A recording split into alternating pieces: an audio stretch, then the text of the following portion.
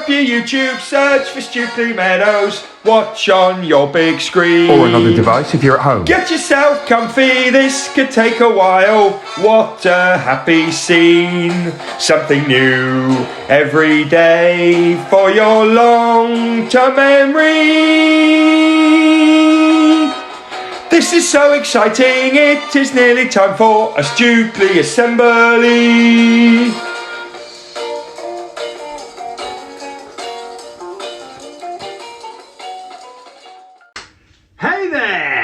Hey there, good morning, good afternoon, good evening, or even good night, because some people watch this before bed. Yes, they do. And welcome to our Wednesday reading assembly. For each other we, every day we, to improve we, together we will. Every single Stukeley day we focus on. Our Stukeley motto is, our Stukeley curriculum is, our Stukeley plan for home learning is 4 words that make the magic happen.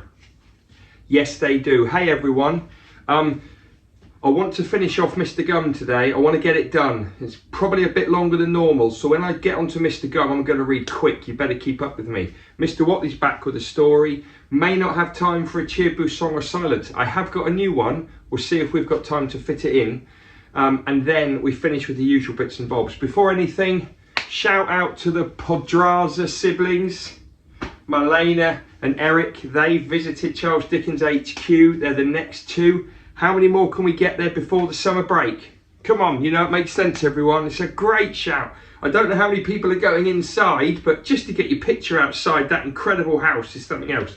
Anyway, well done you guys. That's the author warm-up. Boom, pick Mr. Watley's story if you want a bit of Mr. Watley time, and pick the other story if you want to finish off Mr. Gum. Let's do this. Hello again everybody, it's Mr. Watley and I'm back with another story, and the story I've chosen this week is called The Squirrels Who Squabbled.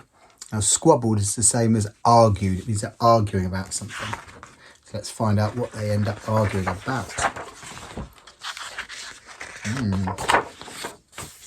Squirrels Who Squabbled by Rachel Bright and Jim Field. In a towering forest where summer had been, the cool air bit fresh and the mosses grew green, and as autumn edged in and the sky raged red, the sleepiest creatures got ready for bed. While up in a tree swung a flighty young squirrel who everyone knew as Spontaneous Cyril. Spontaneous means you do things straight away, kind of without planning it. Now, most foresty folk had seen to their needs through the plentiful months of mushrooms and seeds. They'd built up their stores so they'd all be well fed through the frosting of winter that glittered ahead. But Cyril, he lived in the now and the here. He'd adventured and partied his way through the year, so his cupboard was empty, his hollow was bare. He hadn't a mouthful of food anywhere. But wait, what was that over there? Take a look. A single lone pine cone wedged in a nook. He squealed with delight, for very good reason, for inside were the very last nuts of the season. But Cyril wasn't alone. There were more hungry eyes. Yes, plan-ahead Bruce had his sights on the prize. Though he'd gathered a mountain of bounty hard fought, Bruce was convinced he was 1 pine cone short. I simply must have it, he wistfully cried, as he dreamt of the fresh, juicy pine nuts inside. Look how much food he's got. Goodness me, and he still wants more. So, as Cyril set off on his way to the ground, Bruce, he was also last pinecone bound. They sprinted and scurried with no time to gamble. They scratched at the bank in their scampering scramble. But their panic and haste shook the tips of the spruce, and the pinecone, it trembled, and then it came loose.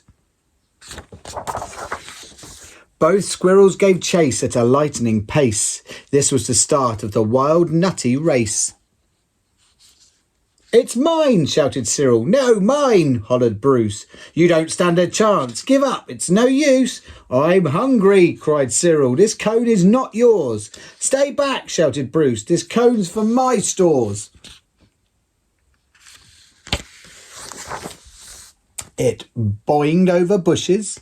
It flew through the air. It binged on the nose of a slumbering bear. It bounced over boulders, then came to a stop. Then teetered and wobbled and quivered and plop. Both squirrels followed. Oh, the water was fast. Would they learn that they needed each other at last? But each was intent on how he could win, so they didn't quite notice a bird sweeping in. Cyril and Bruce, as they watched in dismay, as their cone disappeared, up, up, up, and away. "Come back," shouted Cyril. "There are nuts," exclaimed Bruce. But all hope was gone. It was simply no use. And meanwhile, they drifted right up to the ledge. Greed, it was driving them over the edge. Cyril and Bruce, they had taken a fall. They were paying the price for wanting it all. They'd squandered their chances to team up and share. Would their nutty young hopes simply end in despair? Bruised and bedraggled, they swept past dry land. Cyril grabbed at a branch with a trembling hand. Catching Bruce with the other, he heaved and he huffed and dragged him to safety with panting and puffs. They stared at the sky, quite lost in deep thought, until Bruce looked at Cyril and let out a snort. "How silly we are," he proclaimed, all a jiggle. "How greedy I've been," spluttered Bruce with a giggle. "We shall change from today, may the squabbling cease. We should celebrate, seeing we're both in one piece." From that day and forward, they made a great pair. They would gather together and found that they could share. Yes, Cyril and Bruce, they knew in the end the best thing to share is a laugh with your friend. Here we go. I hope you like that story. That was called The Squirrels Who Squabbled. I do like that one. I'd forgotten about that story. I found it in the back of my son's reading bookshelf here. So I hope you enjoyed it too. Okay, I'll hopefully be back for another week, another story next week. Take care. See you soon. Right, everyone, hopefully you're up to speed with this one. Alan Taylor is the biscuit billionaire. He's lost all his money to Billy William III and Mr. Gum. They think they've nicked it. The money's blown away. Polly and Jake the big dog and Alan Taylor have gone after them. They've managed to capture them after getting captured themselves. And now we're at the bit where Polly and Alan Taylor have tied up Billy William III and Mr. Gum. They've tied him up and they've put Monsieur Bellybutton into a catapult and fired him over the sea. That's where we got to. Let's crack on. After Monsieur Bellybutton fell into the water, the sea began to boil up all around him as layer after layer of his dirt finally met its arch enemy, water. Monsieur Bellybutton coughed and choked and hiccuped, but to no avail. The dirt was losing the fight, and at long last, after all those years, the world was free of his atrocious fragrance. A vast wave full of laughing starfish and seahorses swept him up and carried him all the way back to Paris, and he never hassled anyone again.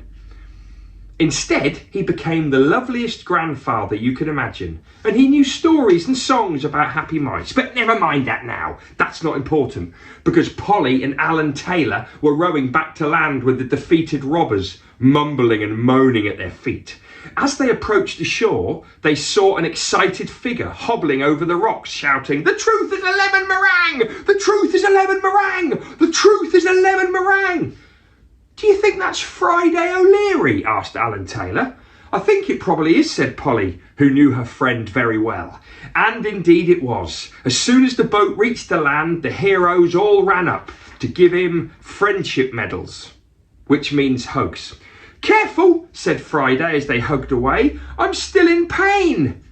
and they looked at Friday's brave legs all covered in blisters, and Polly suddenly went silent when she remembered what he'd been through. Stinging nettles, big ones. And so the heroes made their way back up Hangman's Leap, with Mr. Gum and Billy William tied firmly to Jake's furry back. When they got to the top of the cliff, Alan Taylor cleared his throat to make a speech, and also to get rid of a little shell that had got stuck in there. "Polly," he began, "if it weren't for you, I'd never have discovered the true meaning of friendship." "Eh?" said Polly in surprise. "It's true," said Alan Taylor, holding up a small shiny object. "For you gave me this 50p piece, though it was all the money you had in the world, and I lay in bed feeling sorry for myself, and I realised it's friendship that's important in life, not money." He handed her the coin back and he carried on. "Now, it's time to do something I should have done a long time ago." And he held up the biscuit tin. "This has brought me only misery, all this money, and it stopped me from seeing what true friends are, and all those things." And before he could stop, he took the lid off the tin and flung the rest of the contents into the wind. Everyone watched in awe as the money flew out and went over the ocean like expensive seagulls. All those millions, it seemed to take forever, but eventually Alan Taylor was left with an empty biscuit tin and something else. For a moment, Polly couldn't think what it was, but then she understood. Why, she thought, I've never seen him smile before. He's never done a proper smile from his heart. But now that Alan Taylor had lost all of that pesky money, he was now grinning from ear to ear, and Polly thought he looked like the richest man alive. Now I think this is chapter 10, The Spirit of the Rainbow. All of a sudden, Mr. Gum and Billy Williams started grabbing at the ropes and trying to escape, their faces pale with fright. It's him, it's him, said Mr. Gum, pointing to a great haystack he could have sworn he hadn't seen a moment earlier. A little boy was climbing out of it, laughing, and as he approached, the last of the clouds seemed to disappear from the sky. Who was this boy, and why was Mr. Gum so scared?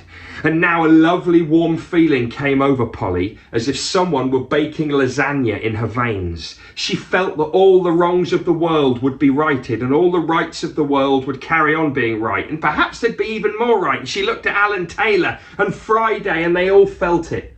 The spirit of the rainbow, said Polly. Can it really be you?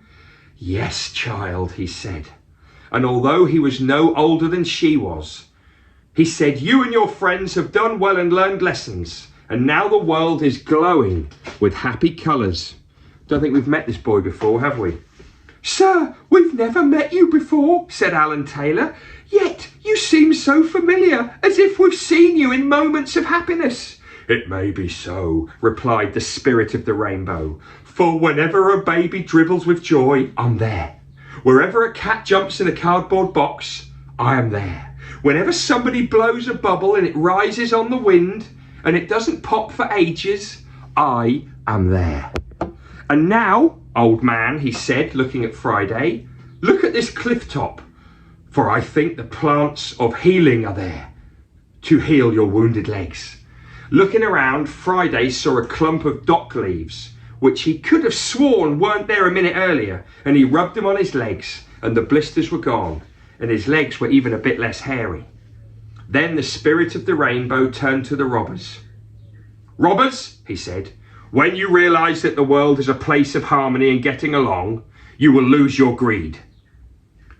Oops, said the spirit of the rainbow, I've got to be going now, or my mum's going to kill me. We're visiting my aunt. And he chucked some fruit chews at them and he ran off. It was a long walk back to Lamonic Bibber, but it was a happy one. Friday got out his favourite flute and played a march called The Captain of the Ants, and Alan Taylor surprised everyone by pointing out different features of the landscape and teaching them about the natural world.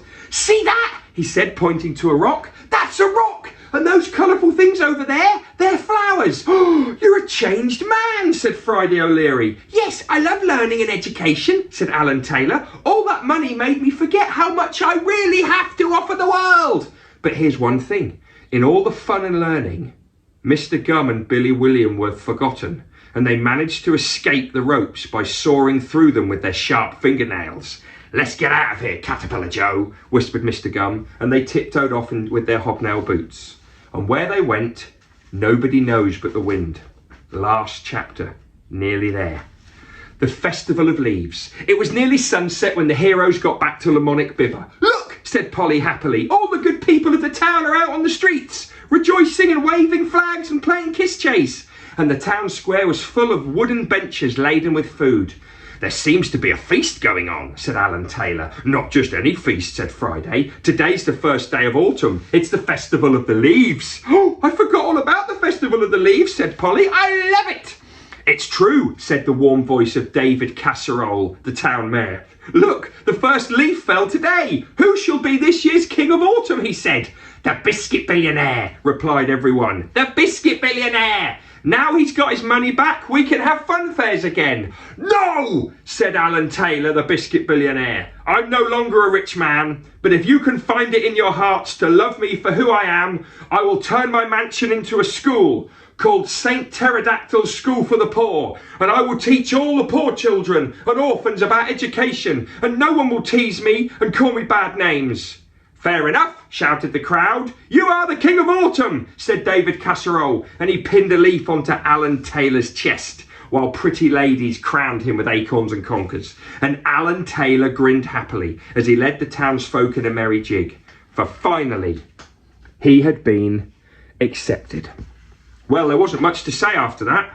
Friday played the piano that stood in the town square, and old Granny fell over from too much sherry, and everyone saw the weird veins in her legs. And Jonathan Ripples found a red notebook floating in the air, and he turned to the front page and it said, "That fatty Ripples thinks he's so clever, but I'll have the last laugh."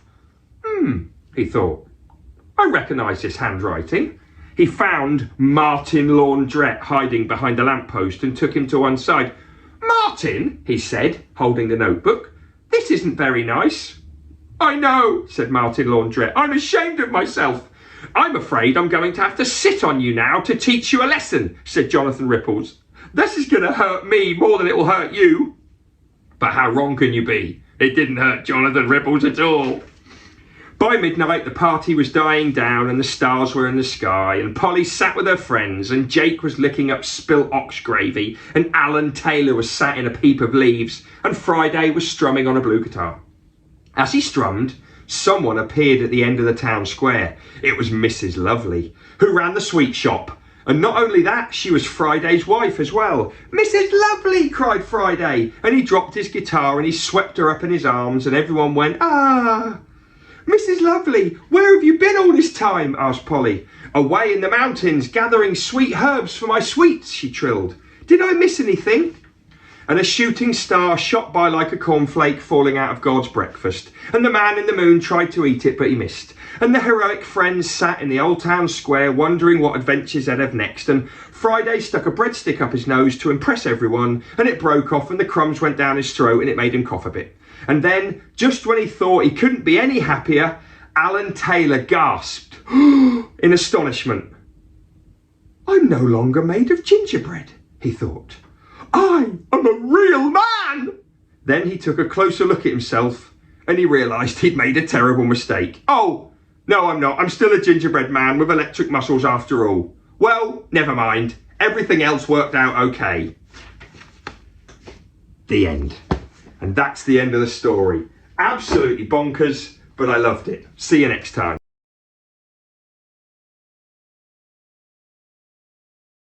Absolutely no time for a cheerboo song or silence, I'm afraid. Straight into birthdays.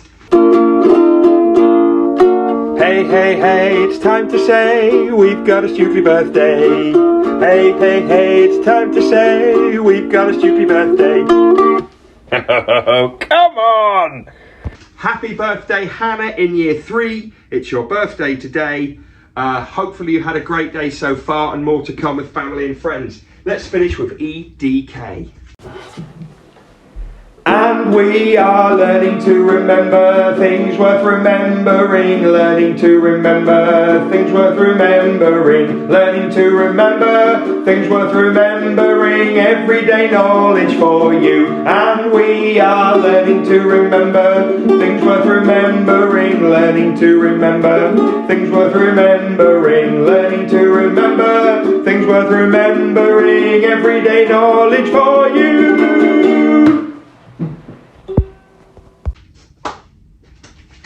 Oh yeah, EDK Music Special. Oh. Please tell me the composer. Sergei Prokofiev, a Russian composer. Please tell me the name of the tune. Dance of the Nights from the Romeo and Juliet ballet. Oh, this one, I love the speed and the tempo. Composer? Rossini. Which country is he from? Italy? Capital of Italy? Rome, that's right. Name of the tune? William Tell Overture. Oh, this is one of my faves. This is one of my faves. Name of the tune? New World Symphony. Name of the composer? Antonin Dvorak. Some of you might have seen this on Twitter. I went to hear a brass band play at the Jubilee weekend and they played New World Symphony. It's the same tune, it's just a bit bouncier, a bit jauntier. Have a listen.